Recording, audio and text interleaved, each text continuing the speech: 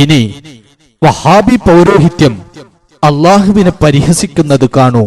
മുജാഹിദുകൾക്കെതിരെ വലിയൊരു ആരോപണം, മുജാഹിദുകൾ അള്ളാഹു ആകാശത്തിലാണ് വാദിച്ചു. മുജാഹിദുകൾ പറയുന്നത് അള്ളാഹു ആകാശത്തിലാണ്.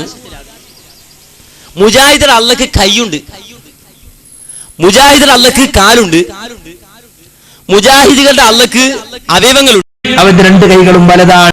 ആരെങ്കിലും അള്ളാഹുവിനെ അവന്റെ സൃഷ്ടികളോട് സാദൃശ്യപ്പെടുത്തിയാൽ ഫഖദ് കഫറ, അവൻ കാഫിറായി പോയി. അള്ളാഹുവിന് രണ്ട് കൈയുണ്ട്, അവന്റെ രണ്ട് കൈയും വലം കൈയാണ്.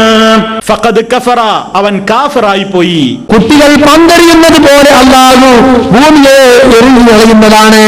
ഫഖദ് കഫറ, അവൻ കാഫിറായി പോയി. കുട്ടികൾ പന്തെറിയുന്നത് പോലെ ഈ ആകാശങ്ങളെ അള്ളാഹു എറി. അള്ളാഹ്ക്ക് അവയവങ്ങളുണ്ടെന്നോ ജഡമുണ്ടെന്നോ ശരീരമുണ്ടെന്നോ ഞങ്ങൾ പറഞ്ഞിട്ടില്ല. ജനങ്ങൾക്ക് മതം പഠിപ്പിക്കാനാണ് ഖുതുബ.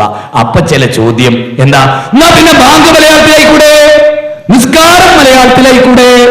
അതിനെപ്പറ്റി നിങ്ങളൊന്ന് മനസ്സിലാക്കുക. നിസ്കാരം എന്തുകൊണ്ട് മലയാളത്തിലാക്കുന്നില്ല? അള്ളാഹു മലയാളി അല്ലാത്തത് കൊണ്ട്. അള്ളാഹു മലയാളിയാണ്. അള്ളാഹിന്റെ മുമ്പിലാണോ നിസ്കരിക്കുന്നത്? നിസ്കരിക്കുന്നവന്റെ തെക്കുതയും സൂക്ഷ്മതയും അറിയേണ്ടത് ആരാ? അള്ളാഹുവാണ്. ആ അള്ളാഹ് അറബി അറിയാം, അതുകൊണ്ട് നിസ്കാരം പരിഭാഷപ്പെടുത്തേണ്ടതില്ല. നിസ്കാരം എന്തുകൊണ്ട് മലയാളത്തിലാക്കുന്നില്ല? അള്ളാഹു മലയാളി അല്ലാത്തത് കൊണ്ട്. നിങ്ങളൊന്ന് ആലോചിച്ച് നോക്കി, ഇവന്റെ പേര് മുജാഹിദിനോ മുൻജാഹിലിനോ? ഞാൻ പറഞ്ഞു മുൻജാഹിലാണ്, പഴയ ജാഹില്.